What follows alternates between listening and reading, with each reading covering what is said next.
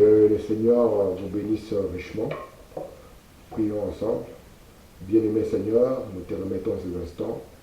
T'abandonnons, au Dieu, ces moments, parce que ces moments est sacré au Père. Parce que nous voulons, Seigneur, venir devant toi avec des cœurs dégagés, avec des cœurs, Seigneur, au Père, prêts à recevoir la sémence, avec, au Dieu bien-aimé, beaucoup d'humilité dans notre cœur. C'est toi l'époux de nos âmes, c'est toi le maître des temps et des circonstances, c'est toi l'auteur de la vie éternelle, c'est toi qui es notre Père. Et nous voulons dire, Seigneur, que nous t'aimons. Nous voulons dire, Seigneur, que nous sommes attachés à toi par les liens de l'amour que toi tu as fixé dans notre cœur. Nous te sommes reconnaissants pour la prédestination. Nous te sommes reconnaissants pour la sémence parole parlée que tu as placée dans notre cœur. Seigneur, cette parole est la tienne. Il n'y a que toi seul qui puisse la défendre. Voici pourquoi, Seigneur, nous te prions. C'est toi qui as promis que la parole ne vient pas seule, mais qu'elle apporte la bénédiction, qu'elle apporte la grâce, qu'elle apporte la délivrance, qu'elle apporte la guérison et qu'elle apporte le placement des fils. Mets l'homme de côté et donne gloire à ton nom, Père, quand nous te demandons ceci humblement au nom du Seigneur Jésus-Christ. Amen. Nous lisons ensemble dans Genèse chapitre 15. Remarquez ici ce qui est écrit. Nous sommes en train de voir les 7 faiblesses de Moïse. Nous sommes arrivés à la 4e faiblesse, celle qui parle de la capacité. Et maintenant, pour pouvoir entrer en profondeur, nous avons voulu étudier un peu plus l'alliance des grâces d'Abraham. Je ne veux pas rester longtemps dessus. J'ai senti dans mon cœur que je vais ouvrir un chapitre d'une étude approfondie sur cette alliance. Parce que c'est une alliance de grâce. C'est une alliance de miséricorde. C'est une alliance particulière. Et Dieu nous reçoit tous sous cette alliance-là. Donc comme il y a beaucoup de symboles et beaucoup de symboliques, je vais juste donner les grandes lignes. Et par la grâce de Dieu, quand il le voudra, peut-être qu'on apportera cela sous forme d'enseignement. Voici ce qui est écrit dans Genèse 15. L'Éternel lui dit, prends une génisse de 3 ans, une chèvre de 3 ans, un bélier de 3 ans, une tourterelle et une jeune colombe. Abraham prit tous ces animaux, les coupa par les milieux, mit chaque morceau l'un vis-à-vis de l'autre, mais il ne partagea point les oiseaux. Les oiseaux des proies s'abattirent sur les cadavres et Abraham les chassa. Au coucher du soleil, un profond sommeil tomba sur Abraham. Et voici une frayeur et une grande obscurité vinrent l'assaillir.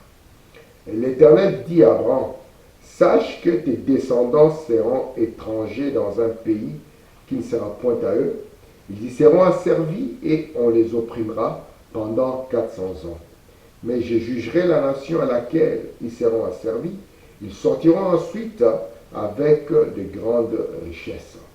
Toi, tu iras en paix vers tes pères, et tu seras enterré après une heureuse vieillesse. À la 4e génération, ils reviendront ici, car l'iniquité des Amoréens n'est pas encore à son comble. Quand le soleil fut couché, donc au temps du soir, il y eut une obscurité profonde. Et voici ce fut une fournaise fumante, et des flammes passèrent entre les animaux. C'est une mauvaise tradition. La bonne tradition dit, et la lumière passa entre les animaux. Et ce jour-là, l'Éternel fit alliance avec Abraham. Et dit, je donne ces pays à ta postérité, depuis le fleuve d'Égypte jusqu'au grand fleuve d'Éphrate. Donc j'aimerais montrer ici quelque chose, juste le verset 18.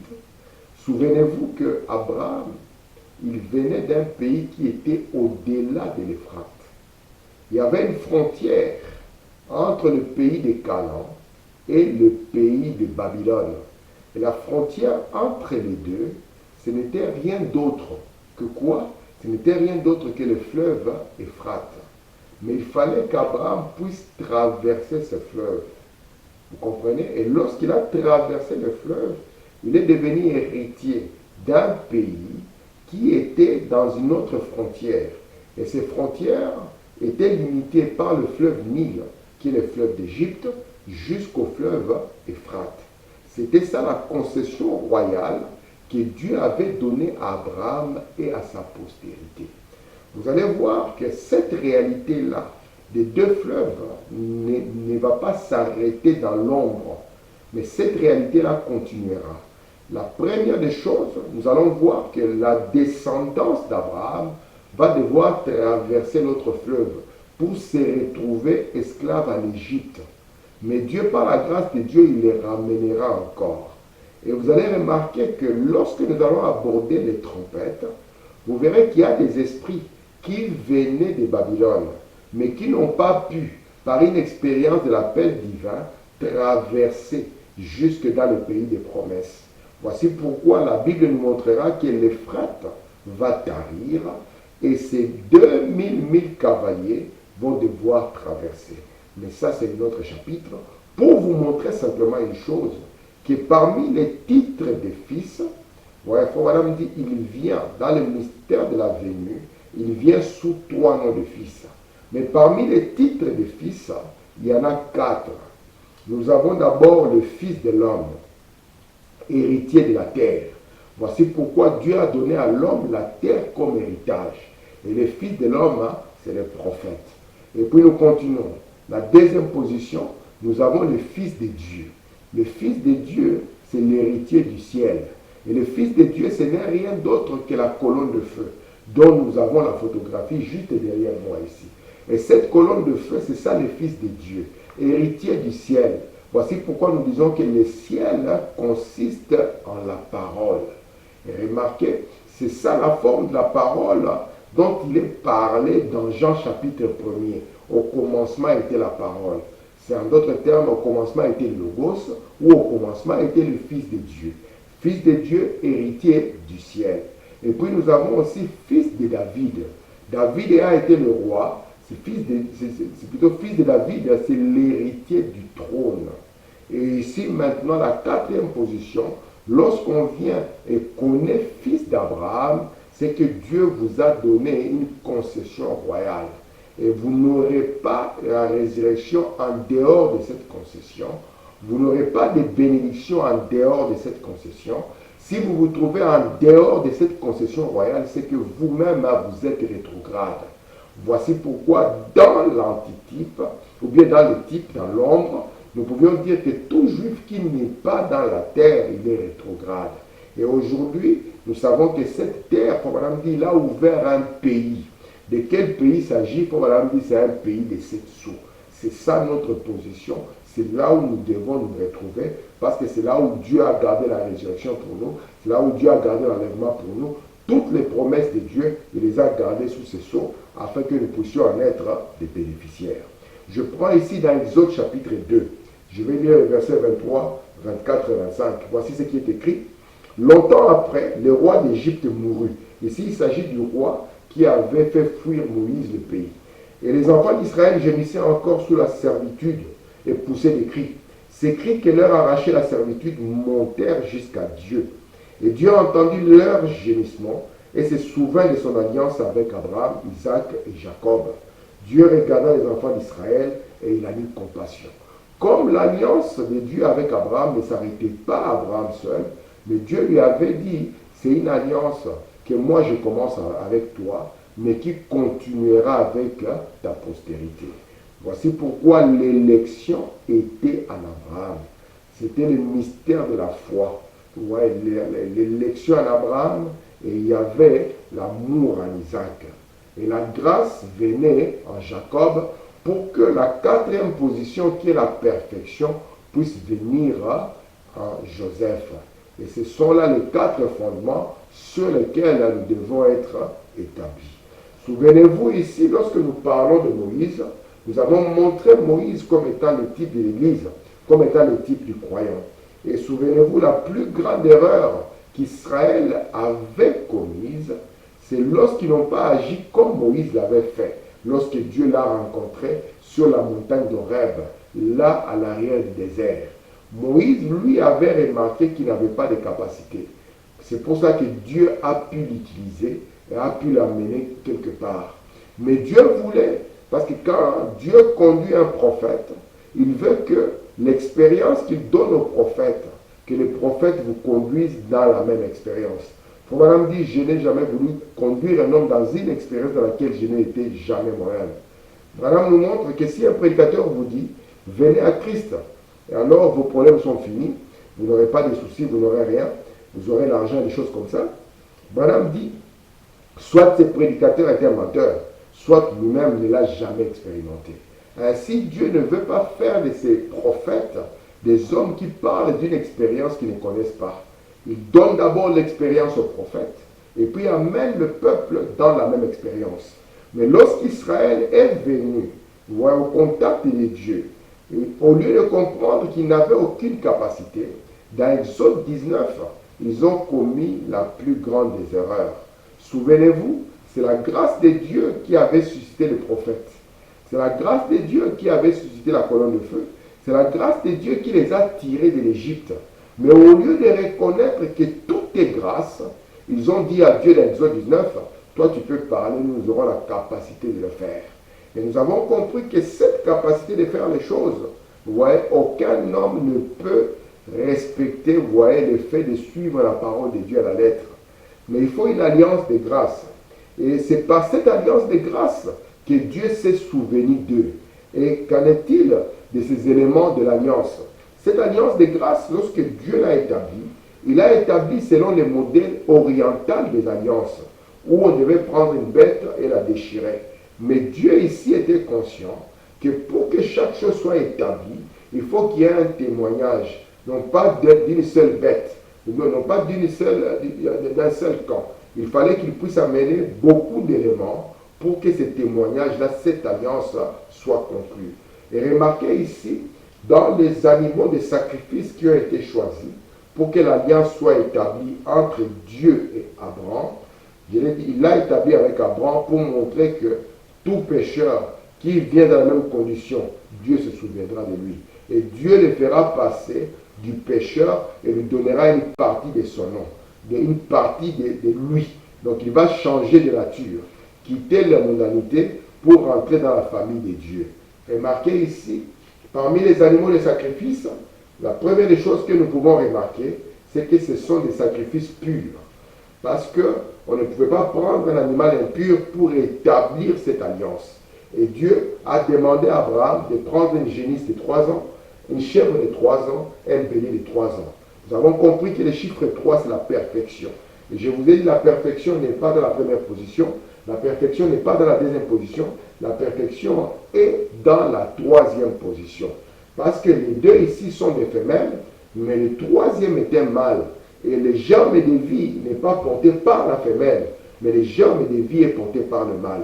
Voici pourquoi lorsque le ciel et la terre doivent s'embrasser, lorsque le ciel et la terre doivent s'unir dans l'union invisible, le mystère du ciel ne descend pas ni sur la génisse ni sur la chèvre, mais ce mystère du ciel sera accompli dans le bélier. Et remarquez ici maintenant, lorsque nous avons séparé les animaux, nous avons montré que les animaux de la terre pour les sacrifices étaient de types différents. La génisse, c'est le gros bétail, tandis que la chèvre et le bélier, c'est le mini bétail, selon la description de la Bible. La vache est différente de la chèvre, et la chèvre est différente du bélier. Mais les trois ici, comme nous avons vu la fois passée, sont en accord. Ils ne sont pas un, mais ils sont en accord. Tandis que la colombe ou le pigeon et la tourterelle, c'est carrément la même chose. Et remarquez maintenant, ici, il les a divisés en deux, tandis qu'ici, pour la colombe et la tourterelle, on lui a dit de ne pas le faire. Pourquoi? Parce que nous allons voir une double application. C'est vrai que ces animaux ici étaient pour le salut. Mais lorsqu'on arrive ici aux oiseaux, il y aura une double application. Il y aura une application pour le salut et une application pour la guérison. Nous allons y arriver alors que nous allons nous presser pour ne pas prendre beaucoup de temps sur les symboles qui sont ici dans Genèse chapitre 15. Remarquez ici, je prends ici dans Abraham et sa postérité après lui. Frère Branham l'a prêché le 16 avril 1961. Je suis au paragraphe 49.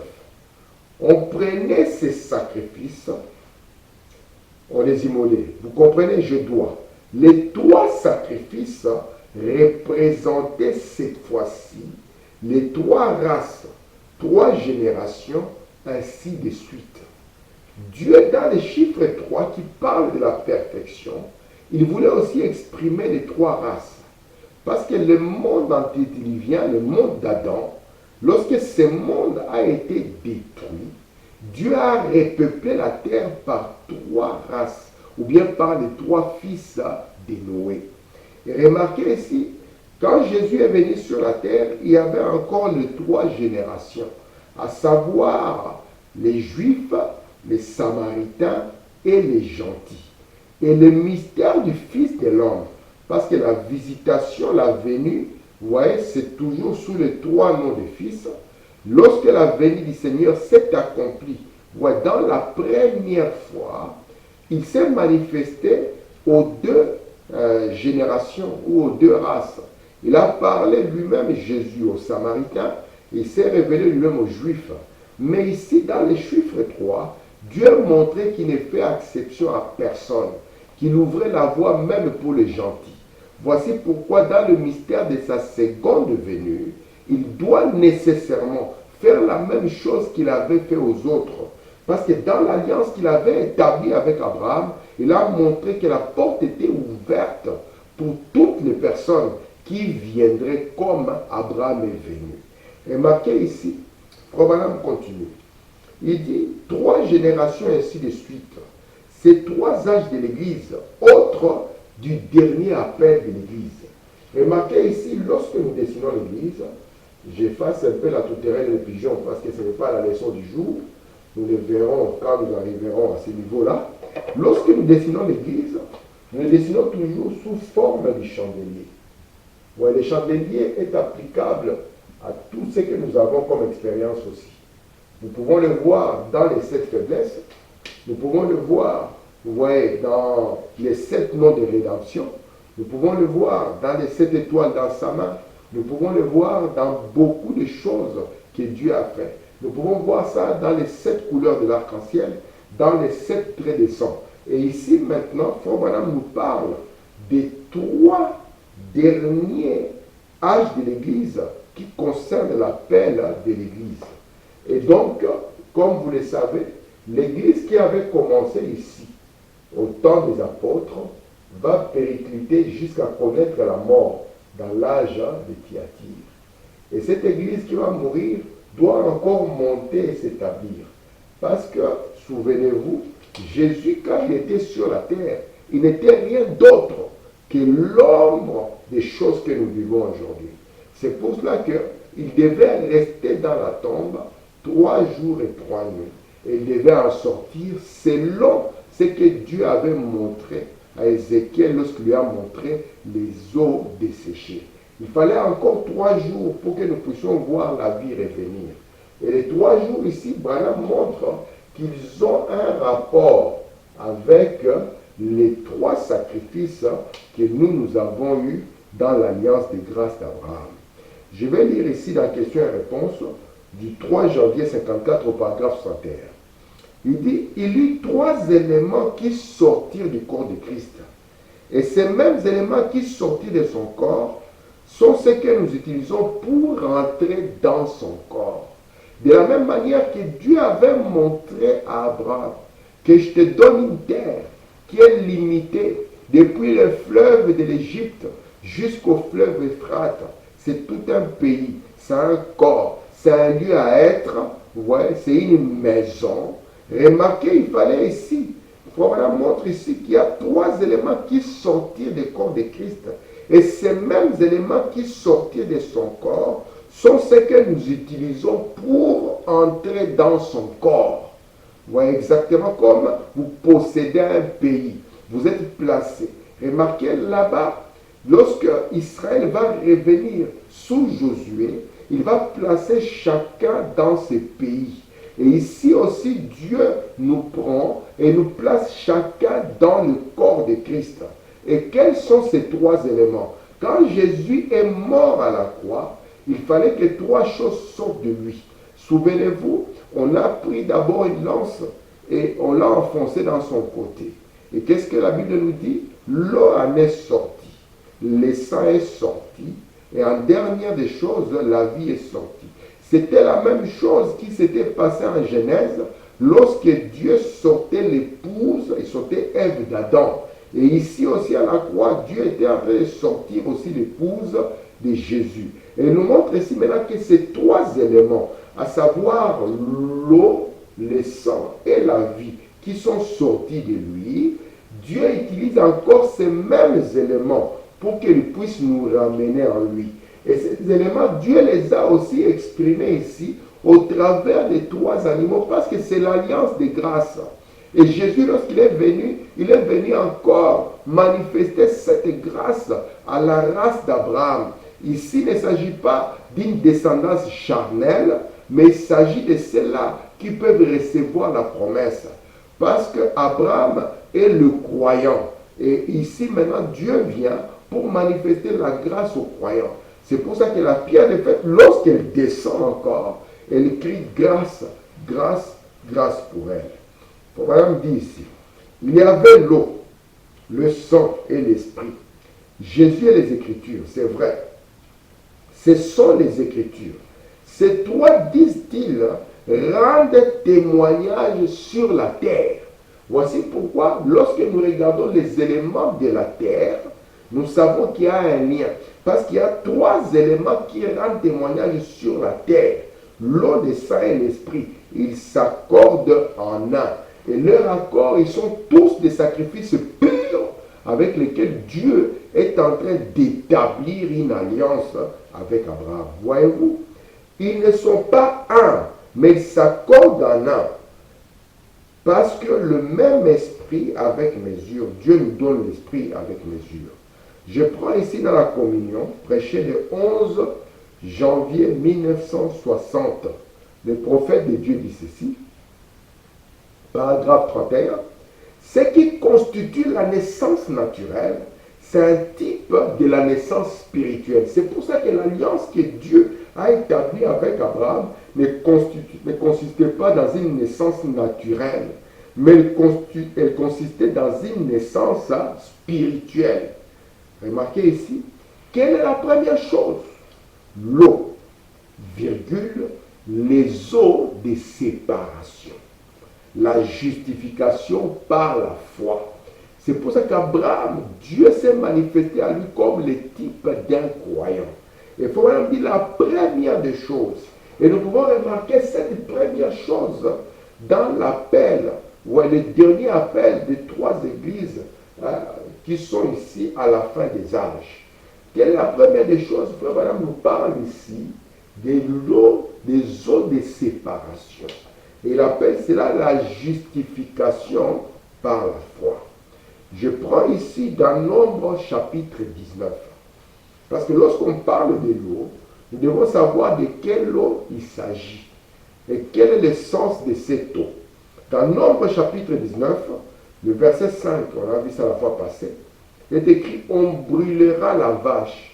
Si vous prenez notre version, on vous dira, on brûlera la génisse sous ses yeux, les yeux de Léazar. On brûlera sa peau, sa chair et son sang avec ses excréments. Le sacrificateur prendra du bois de cèdre, de l'hysope et du cramoisi. Il les jettera au milieu des flammes qui consumeront la vache. Donc tout ceci, nous allons le détailler par la grâce de Dieu. Lorsque nous verrons si Dieu nous conduit à le faire, nous enseignerons en détail sur l'alliance des grâces d'Abraham. Je prends le verset 9. La première des choses, c'est que cette génisse, lorsque Dieu viendra toujours dans les types pour montrer qu'il ne change jamais sa pensée au sujet de sa parole, cette génisse ici, cette vache rousse, on devait la brûler. Et lorsqu'on la brûlait avec tout ce qu'elle avait comme élément, on devait recueillir la cendre. Verset 9, un homme pur recueillera la cendre de la vache et la déposera hors du camp. Souvenez-vous que Jésus est mort hors du camp, dans un lieu pur. On la conservera pour l'assemblée des enfants d'Israël afin d'en faire l'eau de purification. C'est une eau expiatoire. Voici pourquoi dans l'appel en premier, on devait avoir de l'eau. On devait avoir la justification. Et frère Madame nous a montré qu'il y a trois de la terre qui rendent témoignage, mais qui ne sont pas pareils. Là, vous pouvez être justifié sans être sanctifié. Et vous pouvez être sanctifié sans être vivifié. Mais il faut alors que par la grâce de Dieu, nous puissions passer d'un élément à l'autre, jusqu'à arriver à la fin. Je prends ainsi dans Christ, prêché le 21 février 55. Or, cette génisse devait être une génisse distinguée. Donc, la vache dont on parle ici, et la vache qui est utilisée pour cette eau de séparation, devait être une vache distinguée. Et devait être une génisse distinguée, ou plutôt une génisse particulière. Ça devait être une génisse de couleur rousse, sans tache. Eh bien, toutes ces choses avaient une signification pour eux. Cela avait une signification. Chaque petit détail avait une signification. Et la dernière fois, nous avons vu que la couleur rouge parlait du danger, ça parlait de la rédemption, ça parlait aussi du péché. Voici pourquoi il est dit, même si vos péchés sont rouges comme le cramoisi. Et vous allez voir que le cramoisi était parmi les éléments qui étaient utilisés pour produire l'eau de séparation. Et remarquez ici, maintenant, Dieu nous a montré que pour pouvoir nous justifier ou nous voir, nous recevoir dans sa présence, il fallait le rouge, vous voyez, du sacrifice appliqué au rouge de nos péchés, et cela paraissait blanc devant lui. Je prends ici dans Israël, en Égypte, prêché le 25 mars 53, paragraphe 90. N'importe quel étudiant de la Bible sait que chacun d'eux était un animal pur qui représentait le sacrifice de Jésus-Christ. Il était le bélier. Il était la génisse avec laquelle on faisait l'eau de séparation. Il parle de ces trois animaux et il fait directement le lien en disant chaque vrai étudiant de la Bible, voilà, c'est que chacun était un animal pur qui représentait le sacrifice de Jésus-Christ. Il était le bélier, il était la génisse avec laquelle on faisait l'eau de séparation quand on n'avait plus les eaux de séparation. Maintenant, nous avons le lavage par l'eau de la parole qui sépare du péché au travers de la parole, au travers de la foi. Je continue ici dans Christ, prêché le 21 février 55, paragraphe 24. La génisse devait être rousse. Le rouge est le signe du danger. Cependant, le rouge est le signe de la rédemption. Et avez-vous déjà remarqué que dans la Bible, nos péchés sont représentés comme étant écarlate rouge? Alors là, nous comprenons le but du rouge. Regardez ici. Dans Christ, toujours paragraphe 27. Cette génisse devait être rousse. Alors, elle ne devait avoir jamais porté les joues sous son cou. Cela a aussi une grande signification. J'aurais souhaité avoir le temps d'aborder ceci, mais nous n'en avons pas. Mais les joues signifiaient que Christ n'était sous aucun joug sur cette terre. Voici pourquoi la manifestation de Luther était une église qui ne devait pas être sous les jougs de Rome. C'est une église qui devait être libre de prendre la parole de Dieu. Et en cela, nous pouvons comprendre l'application en ce jour. Vous voyez, de sorte que dans cette alliance de grâce, hein, on ne doit pas être sous les jougs de quelqu'un. Nous devons être libres de tout et être conduits par l'Esprit. Ouais, une église ne doit pas être sous la domination, je ne sais pas moi, d'un certain monsieur quelque part, ou même le peuple de Dieu ne doit pas être sous la domination d'un certain homme. Si un prédicateur ou un pasteur dit quoi que ce soit que le prophète n'a pas dit, vous ne devez pas être sous les jougs d'une certaine domination. C'est en ceci que Dieu a commencé à montrer la délivrance. Ouais, c'est en ceci qu'il a délivré Abraham et c'est par ce même processus qu'il délivre ses enfants. Bon, voilà, montre ici. Il n'était pas sous les jougs d'aucune affiliation, ni d'aucune organisation. Il était libre d'aller là où le Seigneur le conduisait.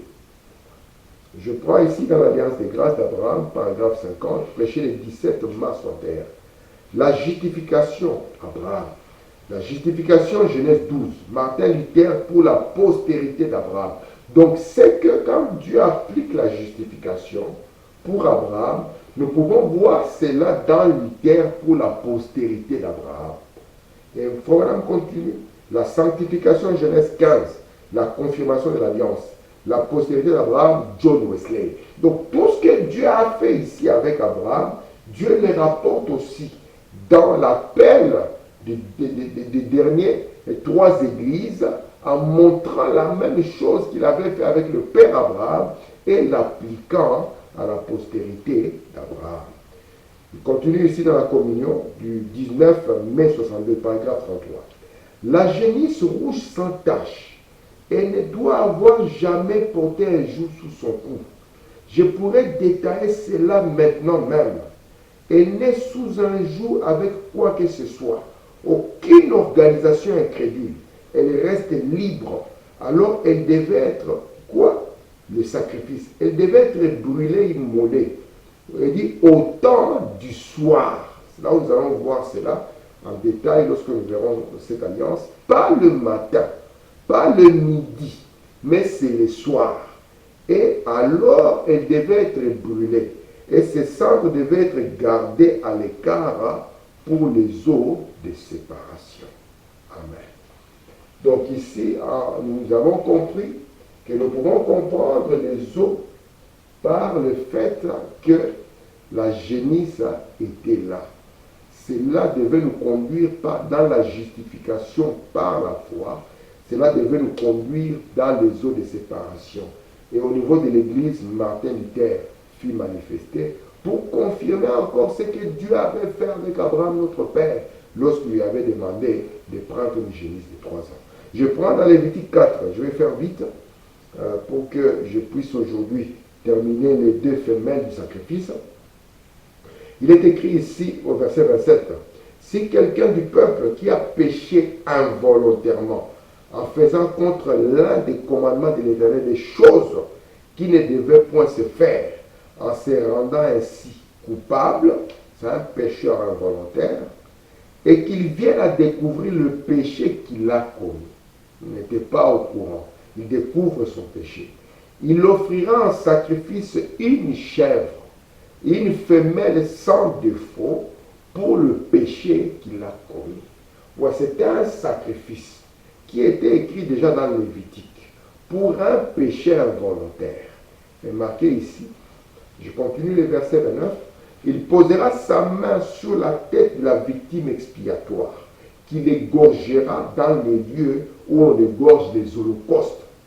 Le sacrificateur prendra son doigt du sang de la victime, il la mettra sur le cône de l'autel des holocaustes et il répandra tout le sang au pied de l'autel. Donc pour les péchés involontaires, on avait besoin de sacrifier une chèvre, d'en tirer le sang, afin que celui qui venait puisse être sous le sang. Voici pourquoi, lorsqu'on présentait les sacrifices de l'Ancien Testament, on pouvait parler sous le sang des boucs et des agneaux. Mais ici, la chèvre, elle était là pour un péché involontaire. Et quand l'homme découvrait cela, il venait afin qu'on puisse le purifier par le sacrifice de cette chèvre femelle sans défaut. Écoutez ici, dans le Probe de la parole, paragraphe 101, prêché le 23 décembre 62. Bon, une chèvre ne peut pas fabriquer de la laine. Il y a quelque chose de particulier entre une chèvre et un bélier. La chèvre ne peut pas fabriquer de la laine parce que sa nature ne le lui permet pas. Peu importe combien vous essayez d'accrocher de la laine de mouton sur une chèvre, ça ne marchera pas. La chèvre ne peut pas produire de la laine. Un mouton ne fabrique pas de poils, mais il porte de la laine, parce que c'est un mouton. La différence entre les deux, il faut vraiment dire leurs cris. Les cris d'une chèvre et d'un agneau sont pareils. Mais on vient de trouver la différence, c'est dans leur fourrure. L'un porte des poils et l'autre porte de la laine. Et Dieu a choisi la chèvre comme un animal pur. Et remarquez ici, je continue, je prends dans Exode 26, verset 7. Tu feras des tapis, des poils de chèvre, pour servir des tentes sur le tabernacle. Tu feras 11 tapis. Et Dieu choisit la chèvre afin de récupérer ces poils-là et d'en faire une couverture. Cela devait couvrir le tabernacle. Remarquez ici, il devait en faire une couverture. Je vais juste ne pas aller très loin, m'arrêter sur le domaine de la chèvre, parce que j'avais mis quelques citations ici, et je crois que mon système ne les a pas bien enregistrées pour que nous puissions les avoir, mais cela n'est pas un problème. Remarquez ici maintenant, pour montrer l'applicabilité de la chèvre dans la deuxième étape, dans cette deuxième étape, dans cette seconde œuvre de grâce. Remarquez déjà dans Lévitique ici, on nous avait montré, Lévitique 4, que la chèvre, elle était là pour produire de la sanctification pour celui qui avait déjà commis un péché involontaire. Ainsi, elle était sacrifiée et son sang était appliqué sur le cône de l'autel. Remarquez maintenant ici, Branham commence à nous montrer la différence entre les deux. L'un est capable de produire du poil, l'autre est capable de produire de la laine. Et Dieu ici, il veut prendre les poils pour en faire une couverture, pour en faire une sorte de religion. Souvenez-vous en Éden, quand Adam était tombé, il avait essayé de faire une couverture. Et il a pris une ceinture de feuilles de figuier. Mais cela n'a pas marché quand la colère du Père s'est approchée d'Adam. Mais ici, pour couvrir le tabernacle, il demande des poils de chèvre. Souvenez-vous, dans la parole de Dieu, quand Dieu a trouvé Adam de par sa colère, les feuilles de figuier ne pouvaient que sécher. Voici pourquoi Dieu l'a pris et l'a vêtu de quelque chose d'autre. C'était les peaux d'agneau, afin que ça ne soit pas sa justice, mais la justice de l'agneau. Mais ici, maintenant, pour couvrir son tabernacle, il ne choisit rien d'autre. Il dit, vous allez faire des tapis. Et ces tapis seront faits avec du poil de chèvre. Si vous revenez dans la parole et que vous voyez ce qui s'est passé dans Genèse 27, lorsque Dieu veut encore ramener quelque chose de particulier, nous descendons toujours dans cette succession de l'alliance de Dieu avec Abraham. Lorsque nous regardons ici, Abraham, Dieu lui a donné un fils. Nous sommes toujours dans cette alliance. C'est par cela que nous allons finir. Ce que j'avais mis comme citation, ça n'apparaît pas, mais je vous le montrerai. Peut-être que je lirai les citations prochainement. Dieu a commencé d'abord cette citation avec le père Abraham. Et une fois qu'il a fait l'alliance avec lui, il est passé d'Abraham à Abraham, il lui a donné une partie de lui-même. Et à une partie de lui-même, il a pu avoir un fils. C'est pour ça que j'ai dit qu'il y avait deux pères. Et ce fils-là était Isaac. Parce qu'il y avait l'élection en Abraham. Et il y avait ici l'amour en Isaac. Et remarquez Isaac ici. Lorsqu'Isaac va venir, c'est toujours sous la même alliance. Souvenez-vous ici, Isaac en a eu deux fils. Il a eu d'un côté Esaïe et de l'autre, il a eu Jacob. Et Jacob était un supplanteur. Jacob n'était pas le premier-né. Jacob était le second. La bénédiction, le droit à l'alliance, c'était l'alliance des premiers-nés. Comment est-ce qu'il allait accéder à la bénédiction du premier-né? Parce que lorsqu'on compte l'alliance de grâce, on voit qu'Ésaïe n'est plus là. Mais on trouve que Jacob en a pris la place. Quel est le mystère qui s'est passé? Vous allez voir que lorsque sa mère a appris que les bénédictions du premier-né devaient tomber sur Ésaïe, la mère a appelé Jacob. Parce qu'il y a quelque chose que Jacob avait fait auparavant. Et ce qu'il avait fait auparavant, allait maintenant donner les retombées à Jacob lui-même. Et qu'est-ce qui s'était passé avant? Un jour, son frère est venu. Il avait faim. Lui, il était en train de préparer un plat de lentilles. Et celui-ci a vendu. Il a fait un serment. Il a vendu son droit d'aînesse à Jacob. Donc, devant Dieu, les droits à l'alliance, les droits à la bénédiction du premier-né étaient maintenant pour Jacob. Mais comment cela devait-il se passer? Lorsque la mère a appris que les bénédictions devaient être là, elle a demandé une chose à Jacob. Jacob, vas-y, va chercher les habits de ton frère, va chercher la chèvre et ramène cela. Amène 2 chèvres. Nous allons faire je vais préparer le repas comme ton père il aime. Remarquez maintenant, Jacob va dire quelque chose.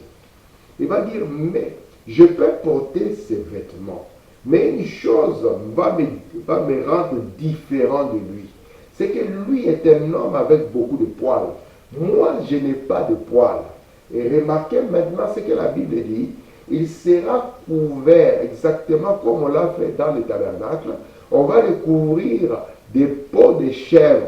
Remarquez, lorsqu'il doit entrer dans la présence du Père, parce qu'il n'y a que le sang qui peut entrer dans la présence du Père, il n'y a qu'un sacrifice qui doit vous précéder dans la présence du Père. Lorsqu'il va venir maintenant dans la présence du Père, il sera couvert de peau de chèvre. De sorte que quand le Père va sentir l'odeur des habits, il sentira l'odeur du premier-né. Lorsqu'il va toucher comme ceci, il va sentir le poil du premier-né. Mais le Père dira quelque chose. Il dira, la voix que j'entends, c'est la voix de Jacob. Mais l'odeur que j'ai, le toucher que j'ai, ce n'est rien d'autre que le toucher d'Ésaü. Voici pourquoi Branham nous dit, lorsque nous venons sous le sang de Christ, ouais, c'est comme si c'est lui-même qui parle. Il ne nous regarde pas, mais il entend notre voix parlant au travers de ses sangs. Il fallait qu'il soit couvert, ouais, pour pouvoir affronter la présence du Père.